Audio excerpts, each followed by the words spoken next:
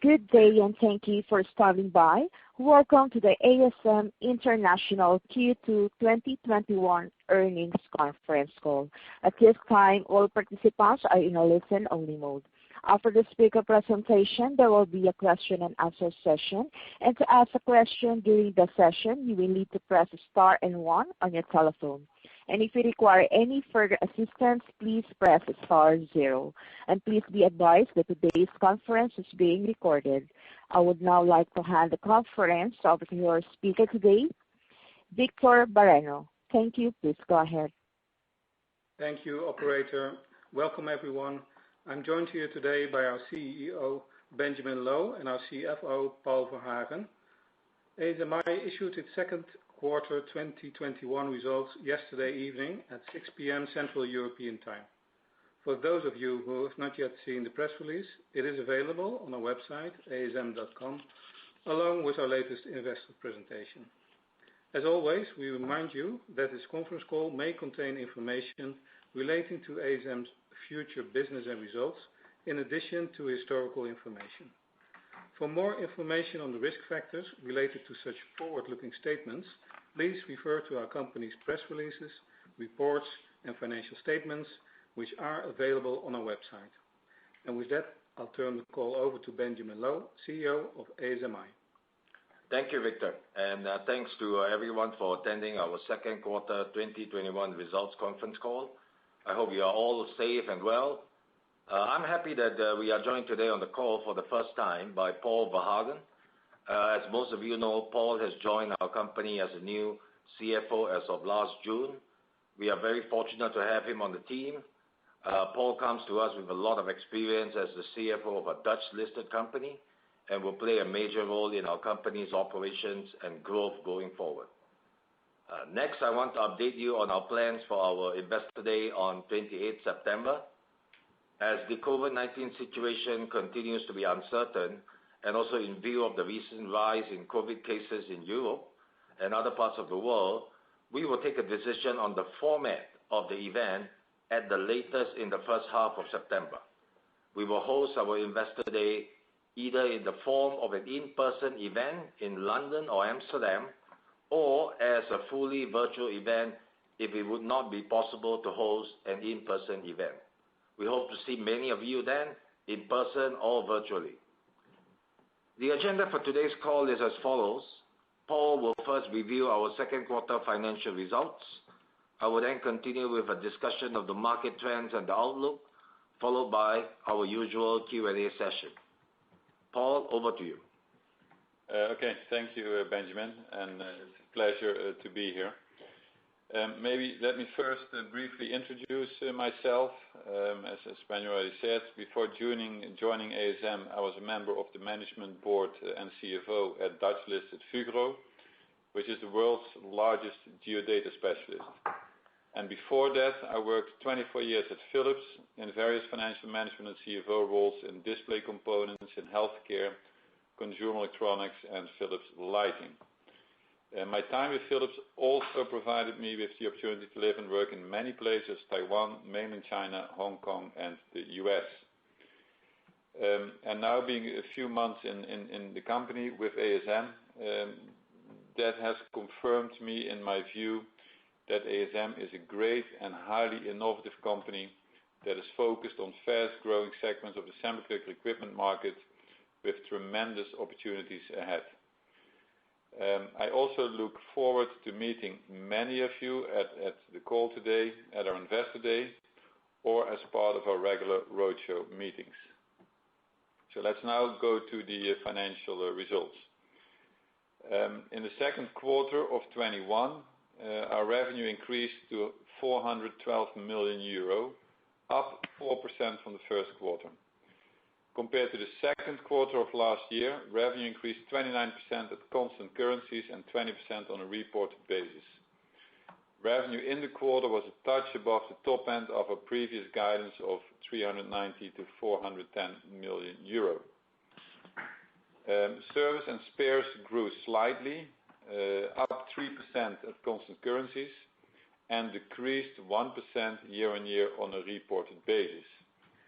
Here it should be noted that the second quarter of last year was particularly strong for service and spares, in part because COVID-related uncertainty led customers to ordering additional spares as a safety buffer in that quarter.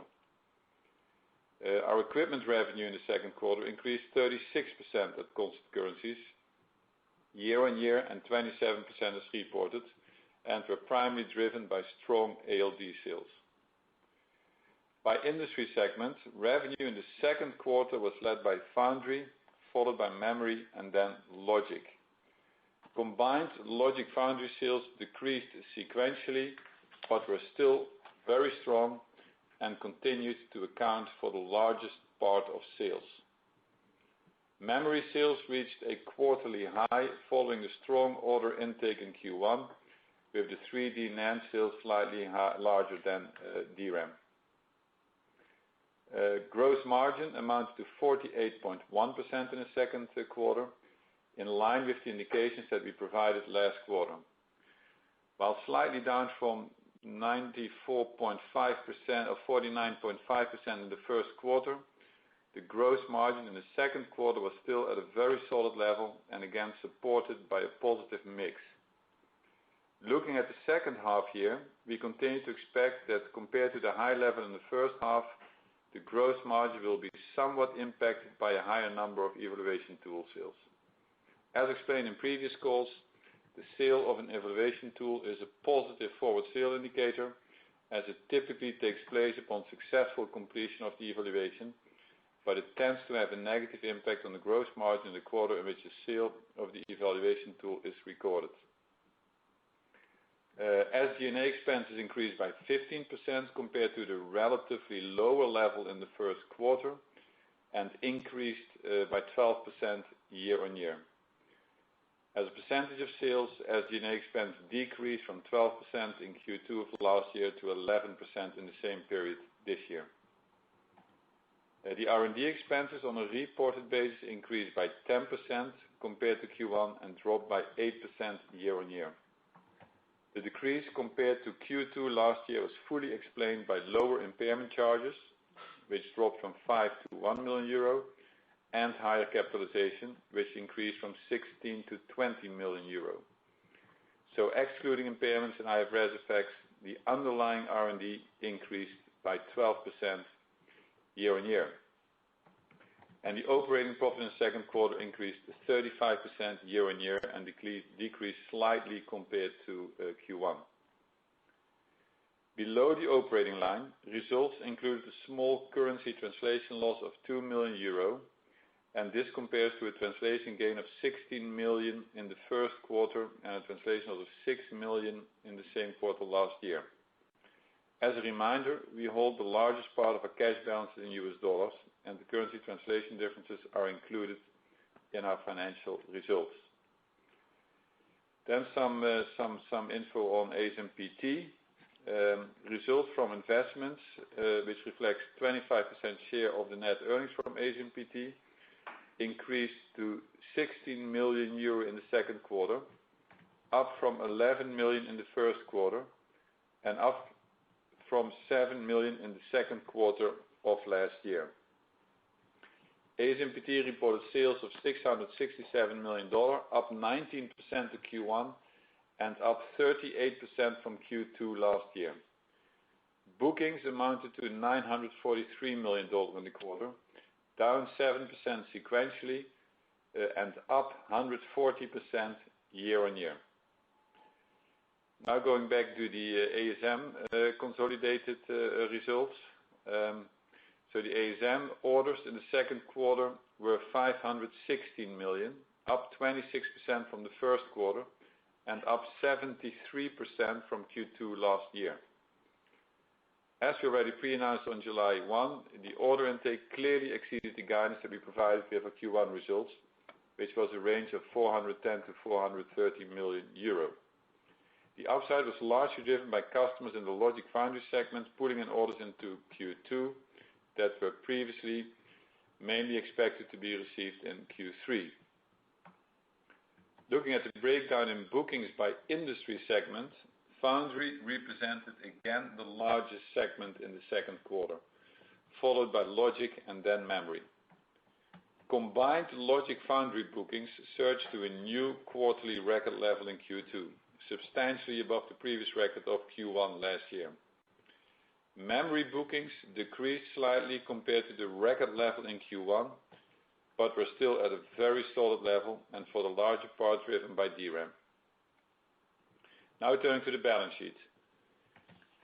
We ended the quarter with 465 million euro in cash, down from 498 million euro in the previous quarter.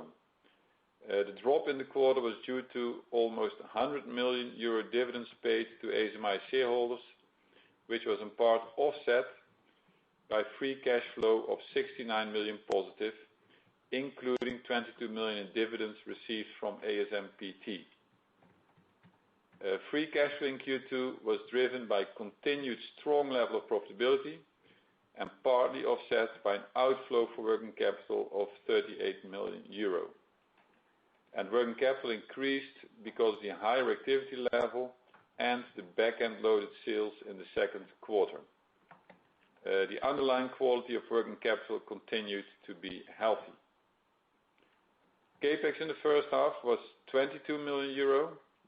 We still expect CapEx for the full year to be in a range of 60 to 80 million, driven by increased spending on the expansion and upgrading of our R&D lab facilities.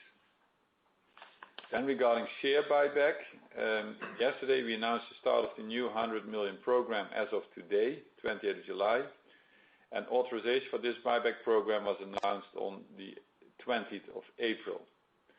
In addition, the earlier announced cancellation of 500,000 treasury shares became effective on July the 21st. And with that, I would like to hand the call back to Benjamin. Thank you, Paul. Let's now look in more detail at trends in our markets. If we look at the market environment, 2021 is shaping up to be a strong growth year for the semiconductor industry. End market demand remained brisk across the board in the first half of this year, with inventories at low levels and several parts of the market impacted by shortages. The semiconductor market is now expected to grow by more than 20% in 2021. Expectations for WFE, or wafer fab equipment market, have also further increased. We now expect WFE spending in US dollar terms to grow by a high 20s to low 30s percentage this year. Looking at the WFE market by segment, logic foundry spending remained strong in the first half as customers continue to build out capacity for multi-year growth drivers such as 5G and high-performance computing. In foundry, which is our largest segment, the majority of investments continue to be focused on advanced nodes, 7 nanometer, 5 nanometer capacity additions in the second quarter. In advanced logic, investments were mainly related to 10 nanometer capacity extensions. These are areas where ASM has strong share of wallet. We project logic foundry to remain very strong in the second half of 2021, supported by continued spending on the current advanced nodes. In addition, we expect the contribution from the first investments in the next node in the logic foundry segment to increase in the second half of this year and going into 2022. As highlighted at previous occasions, we expect that the upcoming node in the combined logic foundry segment will drive a further meaningful double-digit growth in our served available market. In memory, equipment demand was also robust in the first half on the back of solid increases in key end markets such as PCs, game consoles, 5G smartphones, and data centers. Conditions also started to become tight in parts of the memory market. As Paul just mentioned, we achieved record high memory sales in the second quarter, although it should be mentioned that memory is still a smaller part of our revenue.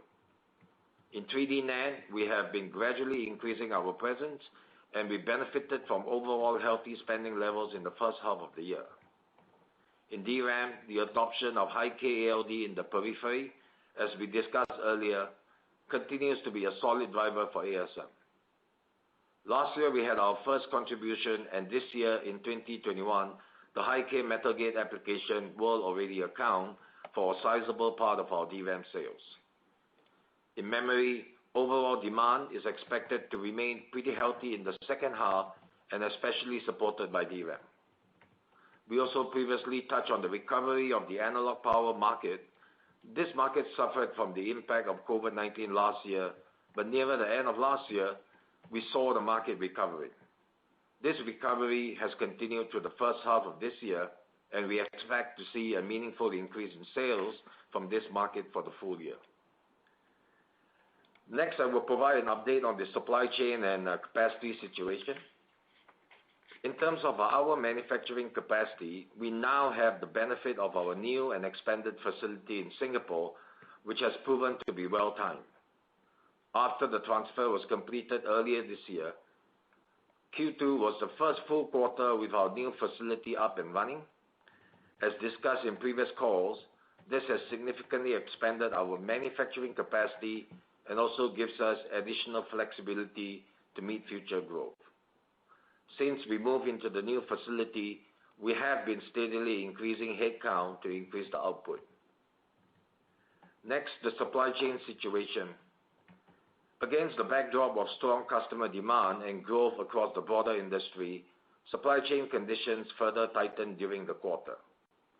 This was further impacted by new lockdown measures in the last couple of months in Southeast Asia, following a worsening of the COVID situation since last April, including in Malaysia, which is an important part of the supply chains in our industry. Our global ops team did a great job in the second quarter in close cooperation with our supply chain partners and customers. As a result, in the second quarter, we were largely able to mitigate the impact of supply chain constraints, for instance, by having ordered earlier than usual as part of our learnings from the COVID-19 disruption of the second quarter of last year. As a result, we were still able to meet our customer requirements and to deliver a strong financial performance in the quarter. Supply chain conditions continue to be tight, with lockdown measures in Southeast Asia continuing into the third quarter so far. As we mentioned in the press release, continued tight supply chain conditions are reflected in our sales guidance for the third quarter, and they are also expected to have some impact in the fourth quarter, although we do expect the fourth quarter sales to increase compared to the level in the third quarter. Moving on to the longer-term outlook. If we then take a look at the longer-term trends, the outlook continues to be very positive. The accelerated trend of digitalization, coupled with secular trends such as in 5G, artificial intelligence, and edge computing, is driving ever-increasing demand for advanced semiconductors, not only in terms of volume, but also for faster and more power-efficient semiconductor devices. This creates lots of opportunities for ASM. We will talk more about our long-term expectations at our Investor Day, but it is clear that ALD and EPI will continue to be key growth markets for us. In logic foundry, an important driver in the next years will be the transition from FinFET to gate-all-around. EPI is a key enabling technology to create the nanosheets, the heart of the gate-all-around transistor structures. We believe we are well positioned to increase our share in the transition to gate-all-around, underlined by our new EPI customer win that we announced last quarter. Also in ALD, we expect that gate-all-around will require many new applications, and we are heavily engaged with all of the leading customers. Memory is another growth area for ASM, as ALD is a key technology to address increasing complexity and the need for new materials in both DRAM and 3D NAND.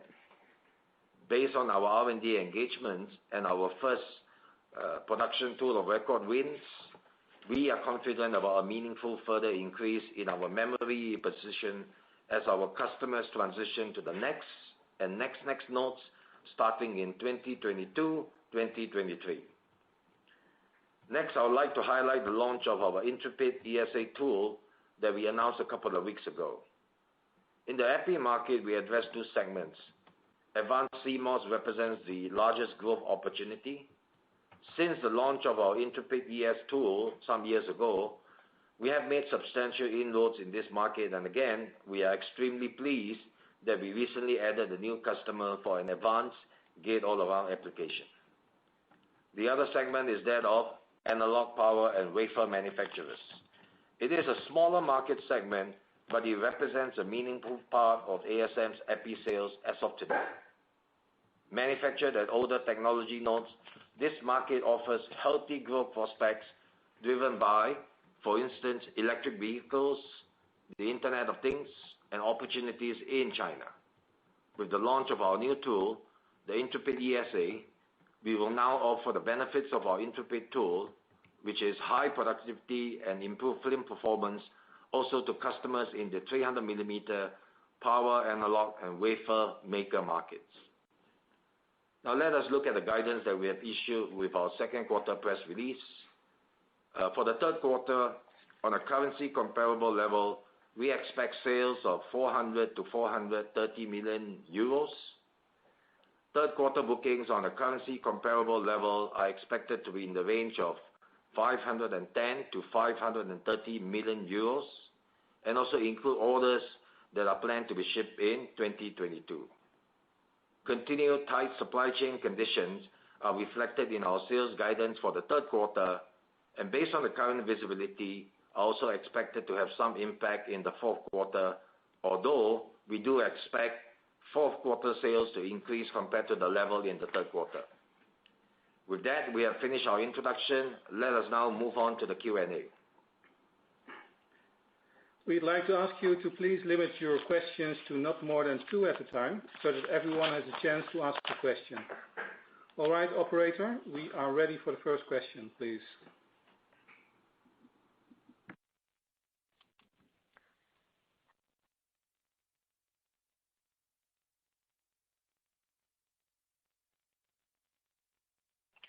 Your telephone keypad. And your first question comes from the line of Stefan Hardy from ODDO. Your line is open. Please ask your question. Yes, good afternoon. So I will limit myself to only 2 questions. The first one is about the tightness in the supply chain. So you said that you plan to mitigate the impact on Q2. Could you help us quantify how much it does impact your Q3 guidance, and how much upside can you see on Q4 if the COVID-19 situation in Asia was improving? That's the first question. And the second question is about gross margin. So you have confirmed that the gross margin in H2 will be down compared to H1 because of the commercialization of the evaluation tool. How much are we talking about? Are we getting back below 45%, or are we just talking about a couple of points? Thank you very much. Thank you, Stefan. I will answer the question regarding the supply chain, and then I will let Paul explain to you about the gross margins. So jumping into the supply chain, maybe it's a good thing to start by maybe explaining that we actually do a lot of outsourcing. So what we do in our manufacturing facilities is primarily what you call final assembly and test. So we outsource a lot to contract manufacturers that build the modules, subsystems for us. But of course, we also buy from the component suppliers. And we have seen that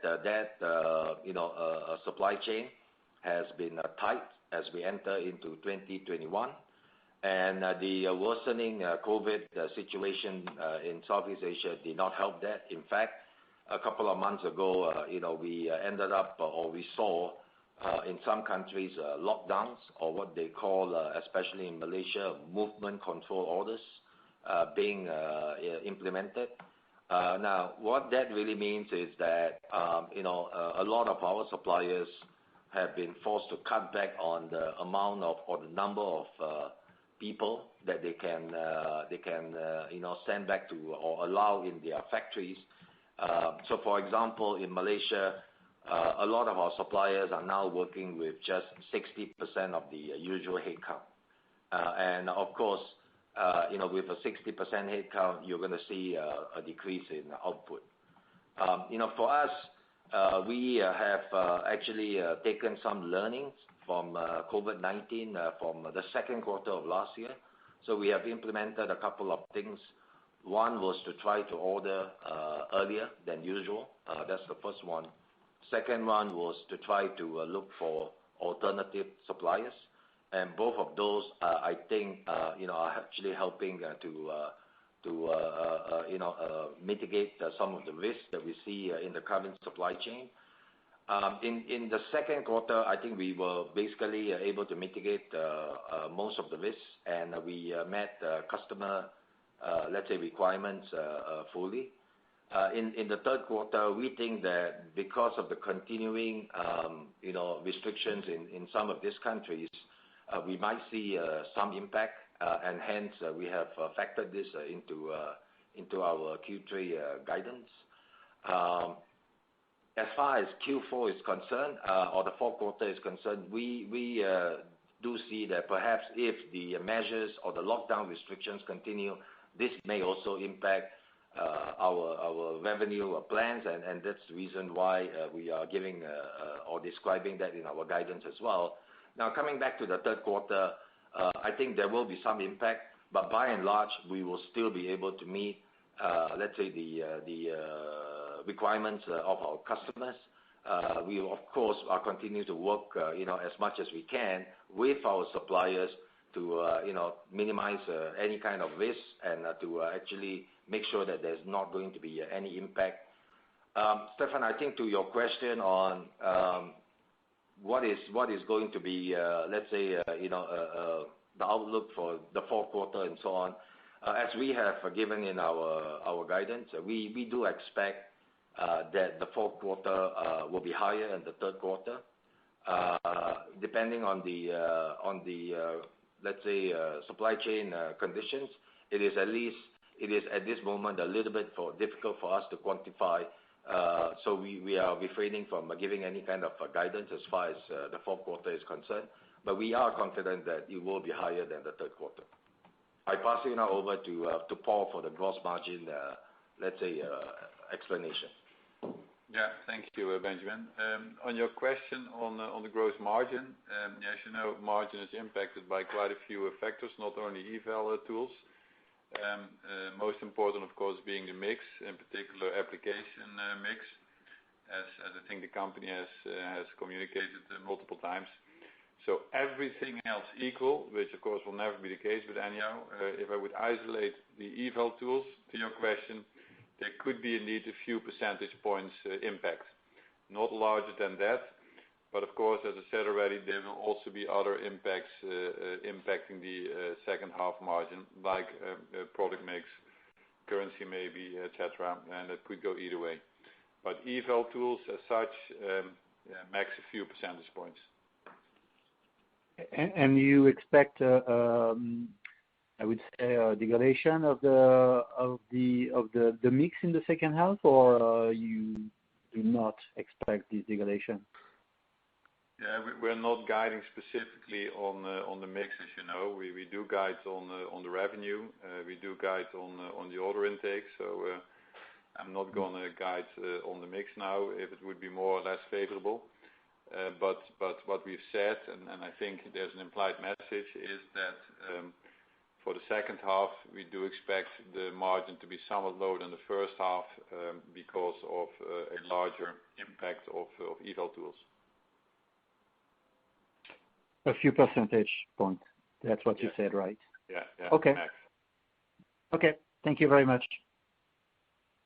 Thank you. And your next question comes from the line of Keegan Price from Barclays. Your line is open. Please ask your question.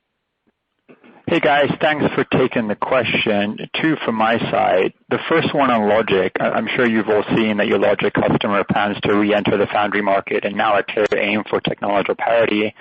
How do you feel about your position with that logic customer across both ALD and maybe potentially epitaxy, and what sort of gains are you expecting for their 7 nanometer node, or I guess what they now call 4? And then for my second question, one of your peers has been talking up the industry's potential shift to 3D DRAM. Do you have a view on whether the industry might go in that direction? And if it eventually does, what sort of gains in ALD would you likely expect to see? Thank you. Thanks. So on the first question that you have, we will not, of course, refer to customer specifics, but I think we all saw the announcement, and I think it provided a lot of color to the industry. With our logic customer, I would say that we are doing very well in terms of the ramp on the existing node. And we are also heavily engaged with them on, qualifying some of our solutions, both ALD and epitaxy for the next nodes. And, as we have said, if you look at foundry versus, for example, IDM, is there a difference for us? It doesn't really, make a lot of difference for us. Our biggest, let's say, factor is that the demand for advanced semiconductors continue to be there, because if that demand is there, it's either foundry that has to make it or it's IDM that has to make it. So on that note, I would say things are looking positive.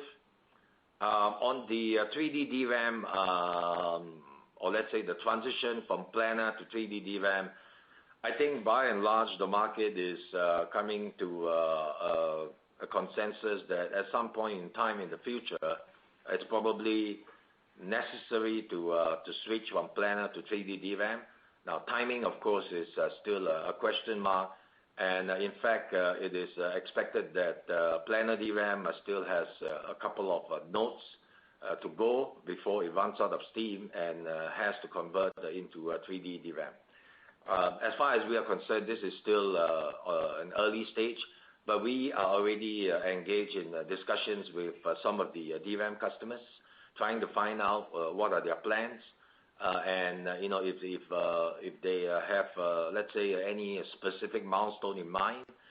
Based on what we can see today, we think that the transition to 3D DRAM could potentially also be positive in terms of ALD usage, because you have more complicated, let's say, 3D structures. You also have new materials being used, and these are all good drivers of ALD usage.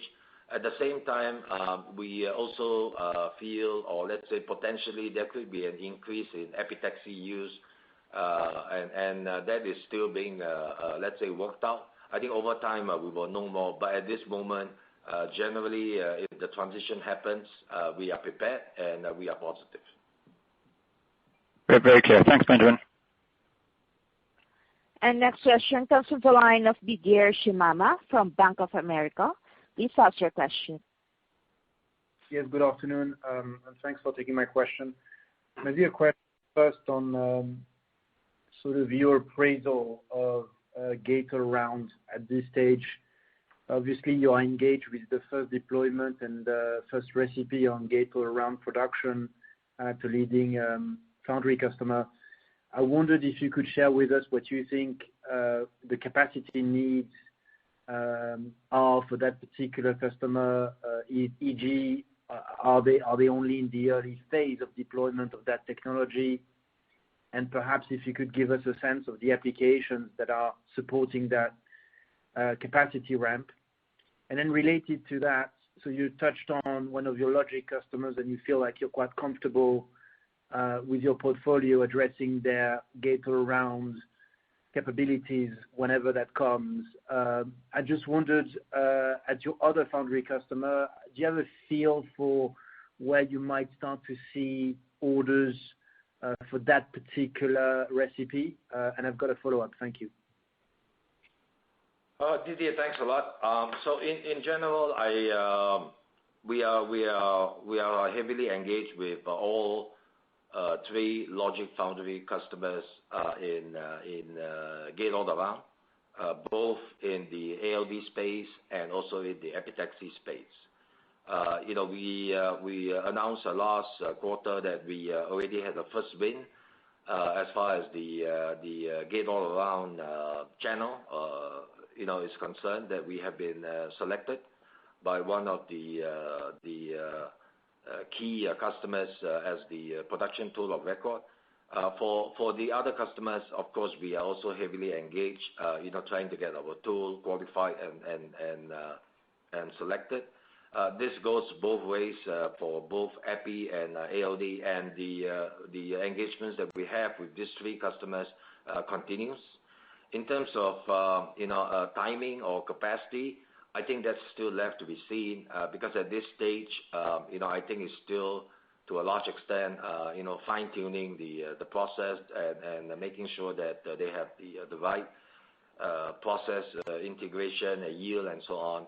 So we will probably have to wait to see when they move this into high volume manufacturing. And I think only when they do that, then we will probably be able to see what kind of capacity that they are planning. So this information at present, I think, is still a question mark. In terms of, again, our engagements with all the three major logic foundry customers, we are actually very encouraged. I think we have good momentum in both the EPI and the ALD space. And as we continue, we will probably see our serve available market expand, because we do believe that gate-all-around is going to lead to a fairly significant increase in usage of ALD and also epitaxy. Yeah, very useful. Maybe just a quick follow-up in terms of your comments on the WFE growing high 20s to low 30s in US dollars.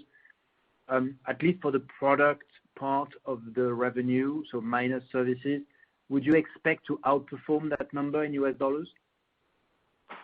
So if you look at what we have described in our press release, in the second quarter, our equipment revenue actually, compared to the year before, grew by about 36% on a constant currency basis. That's for the second quarter. And if we look at maybe the first half of this year versus the first half of last year, we also look at our equipment revenue growing at greater than 30% at constant currency. Now, what we have actually let's say described is that we do believe that our fourth quarter revenue is going to be higher than our third quarter revenue. But at this moment, it's kind of difficult for us to quantify that because of the supply chain, let's say, restrictions. But if you look on the longer term, we are very confident of our ability to continue to maintain a leading share in logic and foundry space, which is the fastest growing area for us, also for our equipment sales. And we are also making significant inroads and progress in memory, which, as Paul has mentioned earlier, the second quarter memory sales was the highest in our company's history. So we continue to, let's say, grow significantly, and in the longer term, we do believe that, we will outgrow the WFE market, but we will not comment on the shorter term, let's say, question, because of the uncertainty over the Q4, let's say, numbers. Perfectly understandable. Thank you very much. Thank you. And your next question comes from the line of Sandeep Deshpande from JP Morgan. Your line is open. Please ask your question. Yeah, hi. Thanks for letting me on. My question is regarding your epitaxy tools. When we look at your market share in epitaxy, it is still not moved very much. You've announced various wins. So should we be expecting to see your epitaxy revenues and thus your market share in epitaxy increase significantly over the next few years? And then secondly, in ALD, you've talked about wins for the ALD within the gate stack. Have you engage with customers beyond the gate stack in ALD? Thank you. Sandeep, thanks a lot. On epitaxy, again, just to clarify, we have two parts of, or we play in two parts of the market. One, of course, is the advanced CMOS, and the other part is in the power analog space. Now, in the advanced CMOS, we had our breakthrough to the biggest foundry at 7, now continuing into 5, and we will also continue probably into 3. And for the other two main logic foundry customers, we have actually announced that we have been selected as the production tool of record for one of the customers as the channel for gate all around. So there we are making progress, but we probably will not see a significant growth in terms of revenue until they go into high volume manufacturing. Now, having said that, with the other two customers where we are not in high volume manufacturing yet, we are very comfortable with the engagements that we have. I think the engagements are all positive, and we do look forward to getting selected and hopefully supporting them when they move into high volume manufacturing. The other part of the epi market that we play in, which is a smaller part of our total market, but which is still meaningful for us in terms of epi, is the power analog and sensor market. That market actually was badly affected last year because of COVID-19. We actually saw most of the investments cancel after COVID hit. But at the end of last year, the recovery started, and the recovery actually has been continuing during the first half of this year. That part of the market is actually doing very well, and we do expect that our sales from that part of the market will continue. Overall, when we look at both parts of the market that we are playing in, we do expect that we will continue to grow our market share in the advanced CMOS space, and also continue to leverage on our strengths in the power analog sensor space. So longer term, we do expect that over the next couple of years, we will be able to grow our market share for the epi business.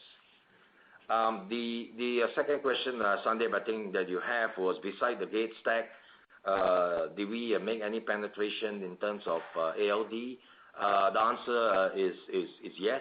We are working very closely on various applications. As I alluded to a little bit earlier, I think the transition from FinFET to gate-all-around presents to us significant opportunities because of the increasing epi and ALD usage. And we are engaged with all three customers on working on those kind of applications. Again, we need to get qualified, but we are confident of the engagements. And then it's just a question of when they go into high volume manufacturing. Thank you. And next question comes from the line of Mark Hesselink from ING. Your line's open. Please ask your question. Yes, thank you. First, can you explain the phasing that you now see in when orders come in and when you actually see that into the revenues? So see the order intake this quarter and also the guidance for next quarter, quite a lot higher than the revenues and what you guide for. How should I see that? Is the order intake that you've seen, was that exceptionally strong in these two quarters? Or is this something that this is above the 500 million level? That is something that you think can be sustainable? Only thing is then the moment it comes into your revenues is a bit further out than what you usually saw.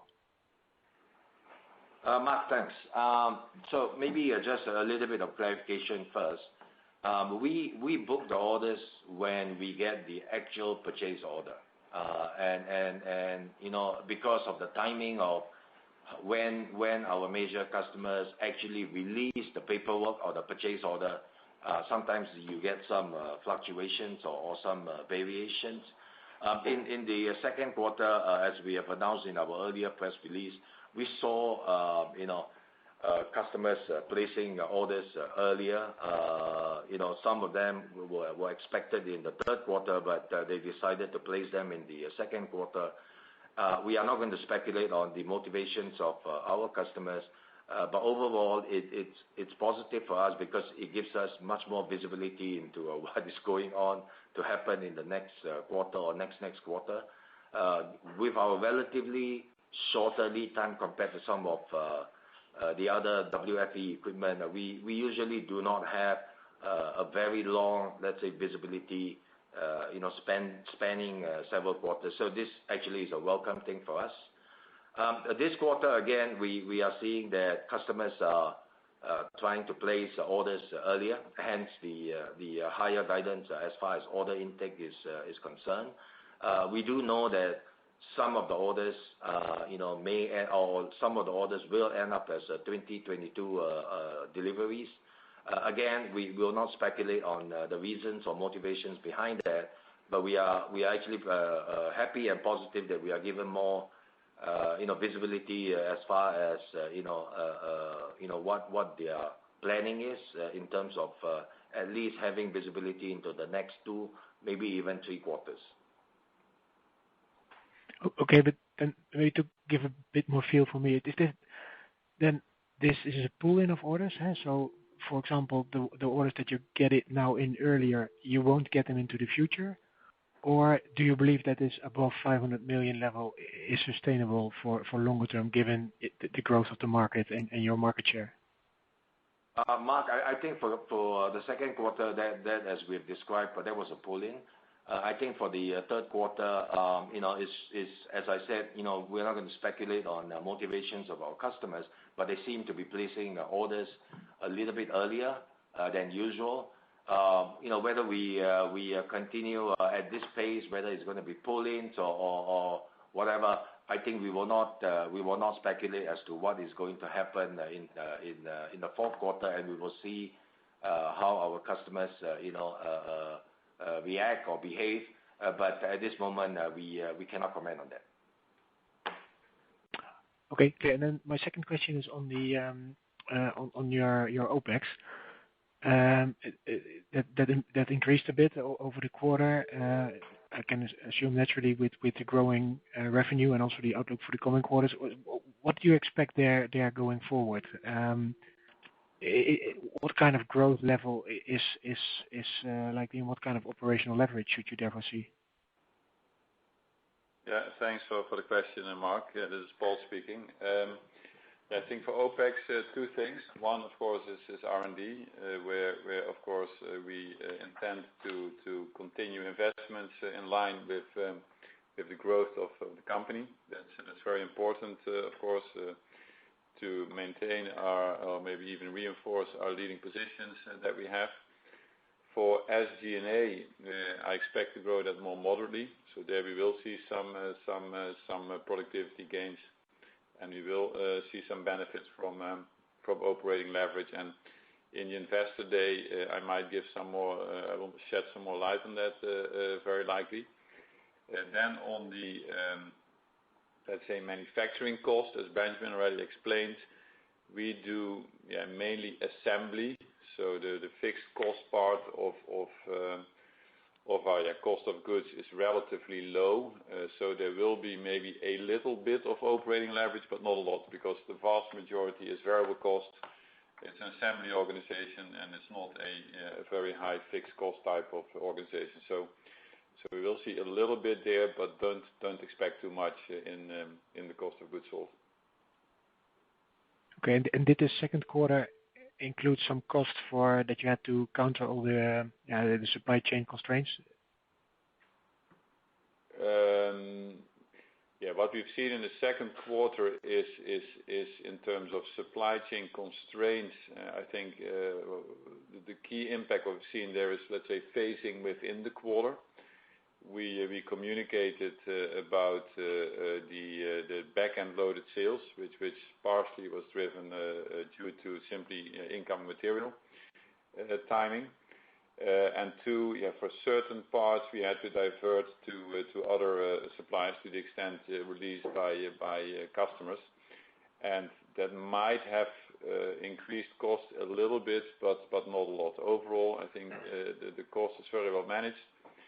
I have not heard anything in that order, so I don't expect any material impact there in Q2. Otherwise, I would have been told, I'm pretty sure. Okay. Thank you. And next question comes from the line of Robert Sanders from Deutsche Bank. Your line's open. Please ask your question. Yeah. Hi, good afternoon. Just one question. Just if you could just give us an update on the high-K metal gate opportunity in DRAM. Has there been any developments there?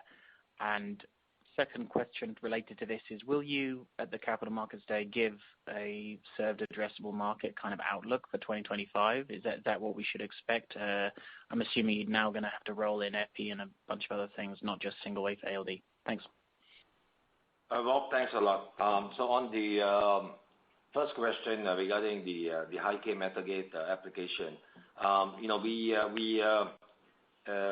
are very, let's say, encouraged. I think what you see today in terms of let's say a high performance DRAM, with the high-K metal gate, we are basically the tool of record. And originally we kind of expected that high performance DRAM was just a small portion of the overall DRAM market, but it looks like there's a lot of increasing applications that requires high performance DRAM. So this year we are very let's say encouraged with our sales for high-K metal gate applications in DRAM, and in fact in the prepared remarks that was one of the points that we made, that our increasing DRAM sales this year is led by the high-K metal gate applications. So that's going well for us. In terms of the addressable market over the next couple of years, yes. The quick answer is yes. We hope to be able to share with everyone at our Investor Day a couple of things. One, of course, would be the strategy of the company, the technology, maybe a little bit of explanation into how we see node over node changes, transitions, and so on. And of course, we would also like to be able to give everybody a view of where we see ourselves going over the next couple of years. So we really hope to see everybody, as many of you as possible, either live or virtually, because we think that this would be very good for us to share with you, in a more broader sense, the more detailed information about our company. Thanks a lot. Thank you. And your next question comes from the line of Tommy Q from Berenberg. Your line's open. Please ask your question.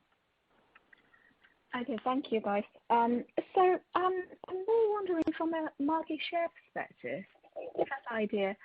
I know previously your market share was quite solid within the foundry and logic market.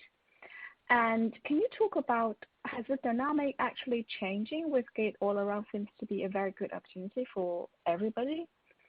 And also, AMAT has been trying to go to this market using thermal tools as well. Is the market getting more competitive than it was previously for you? And also for the memory market, you talked about the opportunity from high-K metal gate DRAM. And also potentially we may have some new 3D NAND application as well. Can you talk about what the competitive landscape in those markets, is that worse than what you are seeing in foundry and logic market, please? Tammy, thank you very much. I think what we see, maybe let's talk about the logic foundry market first, which is where we have a leading position. I think we do not see, for example, a significant increase in competitive pressures or anything. The competition has always been there, and we compete with them on new applications, but we are actually very confident that we will continue to maintain our leading share or position in the logic foundry market segment. Does gate-all-around have an impact? I think it's actually more a positive than anything for us because of the significant increase in usage of ALD, which we think that we, of course, still have to compete with our peers, but we are confident and comfortable and encouraged by the interactions and engagements that we have with the main logic foundry customers.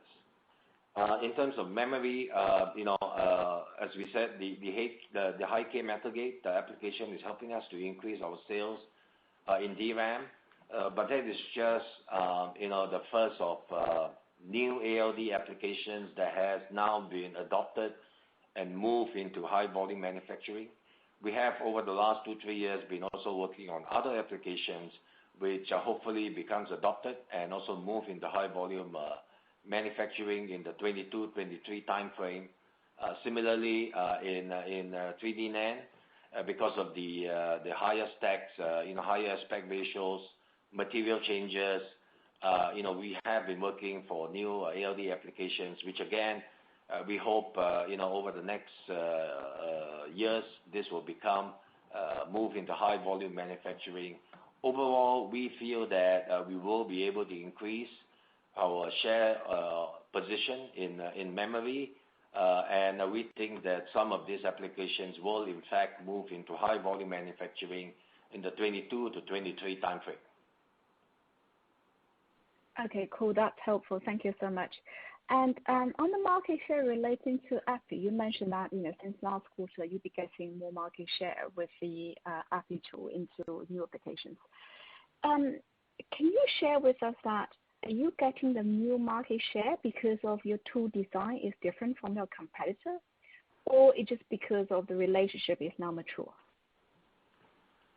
I think we believe that we are winning business because we have a superior solution that not only offers a better cost of ownership, but there are other elements in terms of performance, uniformity, layer to layer, for example, uniformity, that we are able to provide a better solution to our customers than the competition.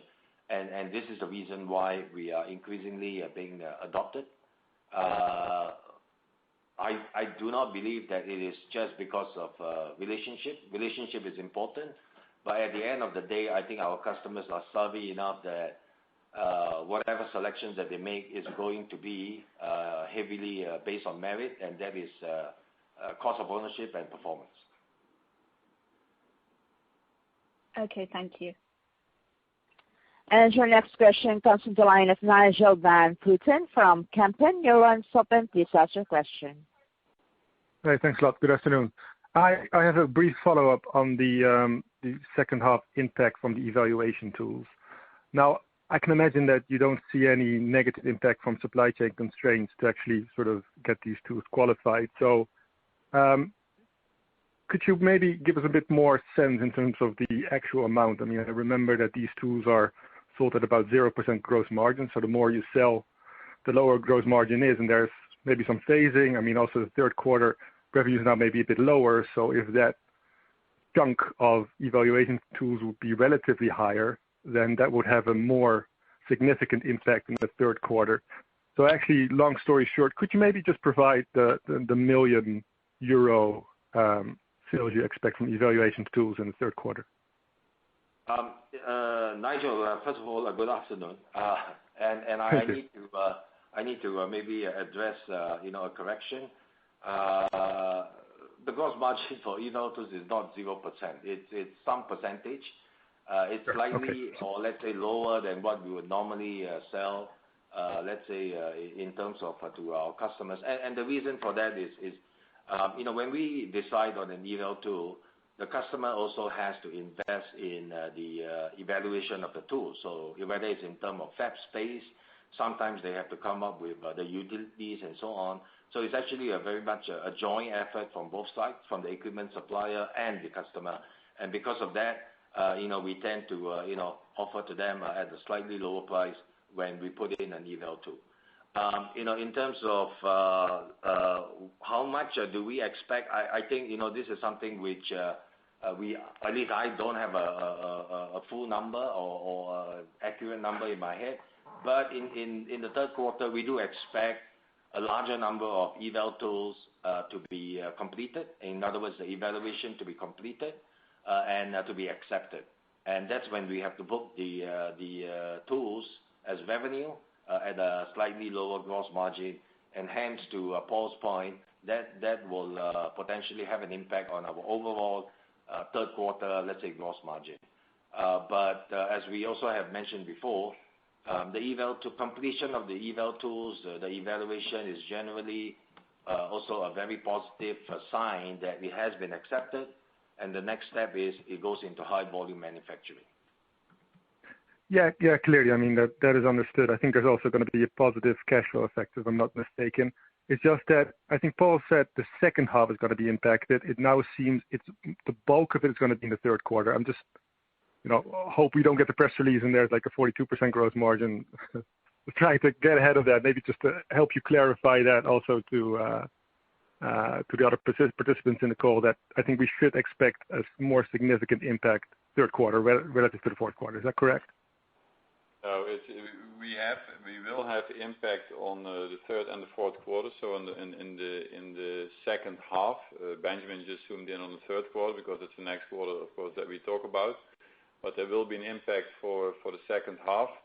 As I mentioned before, it will be max a few points, everything else equal, because again, there's many more factors that do have an impact on the margin, but it will be both in the Q3 and Q4. That's the current expectation. Okay. Thank you. And your next question comes from the line of David O'Connor from Exxon BNP Paribas. Your line is open. Please ask your question. Great. Good afternoon. Thanks for squeezing me in here. Maybe one or two quick follow-ups, Benjamin, from my side to previous questions. Just going back to the sustainability of this 500 million euro kind of quarterly order level that we see now over Q2 and as you guided for Q3. Just to clarify, are you indicating that we should not expect this level of orders beyond Q3, given that you suggest they stem from more pull-ins? Or do you think the logic foundry market can strengthen further to sustain these level of orders? That's my first question. And then a quick one on the evaluation tool. Benjamin, can you give us any color on what type of applications or specifics these tools are being used for at your customers? Thank you. Sure. I think, as I have tried to explain, it's difficult for us to, kind of give you any color as to, the sustainability, as you call it, of the order intake. We again will not speculate on the motivations of our customers, but last quarter we saw them placing orders earlier than usual, than normal, and this quarter's again we are going to see them placing orders, earlier than what they normally do.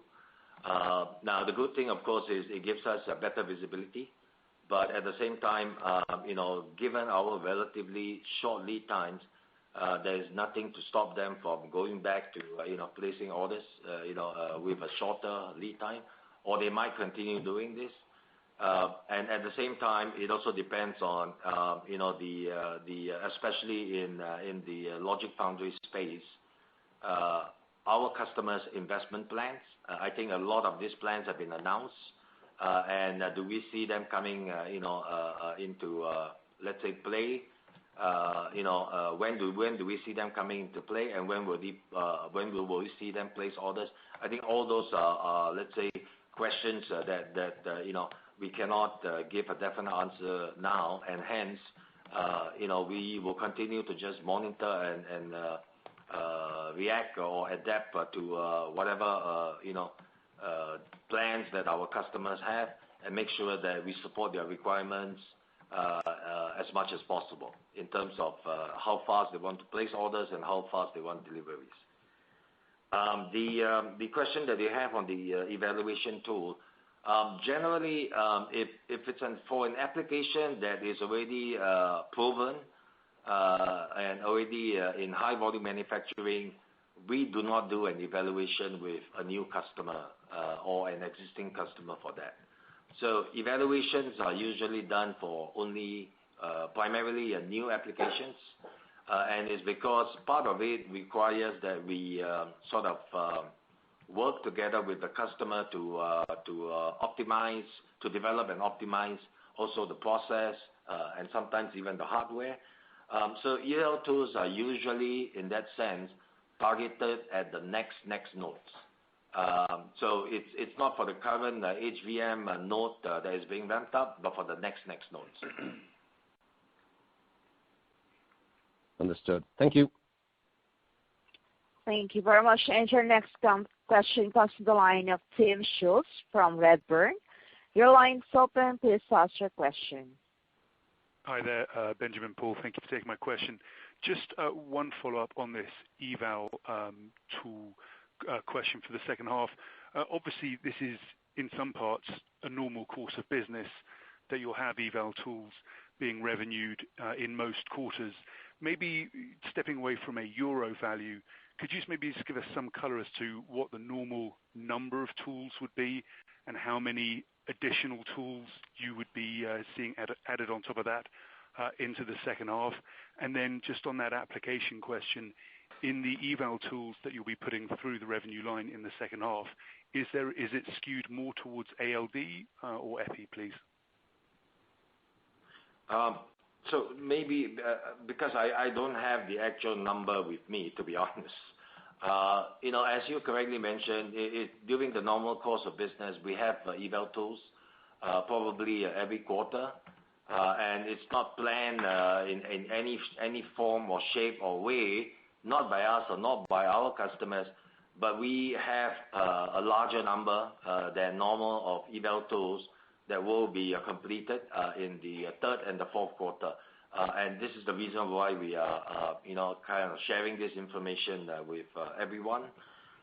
If you look at, and this number is one that I remember, if you look at our press release, we have at the end of the second quarter about 78 million euros of eval tools on our books. I would say that the larger part, the majority of that is for ALD tools. There's probably a couple of EPI tools, but the big portion of that is primarily for epitaxy tools. Sorry, ALD tools. Got it. That's very helpful. Thank you. And the final question will be a follow-up from Didier Scemama from Bank of America. Please ask your question. Well, thank you very much. I'll be very quick. First, Benjamin, a question on capacity requirements for the coming years, and I guess related to that CapEx. So ASML has commented that demand for DUV tools is substantially higher than expected going forward. They're going to significantly increase capacity over the coming years, in part because of sort of automotive application, image sensors, etc. So I just wondered, what are the implications for ASMI? Do you guys need to also add capacity or outsource more, perhaps, to get those modules off the ground and sustain that level of demand? And I've got a very tiny follow-up on Gate-All-Around. Just wanted to clarify your opinion on Gate-All-Around and whether or not this has got any impact on the number of EUV layers. Thank you. First question on capacity. As you probably know, we just moved into a new manufacturing facility in Singapore. So I would say in terms of timing, that was very fortunate. At the same time, we are at this moment sufficient in terms of our internal capacity. Now, over the next couple of years, do we need to add capacity? That has to be dependent on demand. We have also shared that when you look at our new manufacturing facility in Singapore, there's actually 2 floors of manufacturing space, and at this moment we are only using one of them, and that's sufficient for our current needs. When we need to go into the next level, again, will depend on demand. But at this moment, we are not planning to activate that. So in terms of capacity, even if demand should increase very significantly over the next, let's say, 18 to 24 months, we can expand fairly quickly. So internal capacity, we do not really have, let's say, concerns. Does gate-all-around have more impact on, or let's say, increases EUV or decreases EUV? I am actually not in a position to offer my opinion. But I think, if you look at gate-all-around and, it's another shrinkage, scaling down, you probably have to find ways that you need to use EUV to achieve that. So my guess, and again, this is just my opinion, you probably need more EUV. Brilliant. Thank you so much, and have a great day. Thank you very much. There are no further questions at this time. I'll hand back the call over to our CEO. Thank you very much. I would like to thank everyone for your attendance today, also on behalf of Paul and Victor. And I would like to, again, let everybody know that we are going to have our Investor Day on 28th September. Although the format is not finalized, we hope to see as many of you as possible, whether live in person or virtually. Once again, thank you, and stay safe, and goodbye. And this concludes today's conference call. Thank you for participating. You may now disconnect.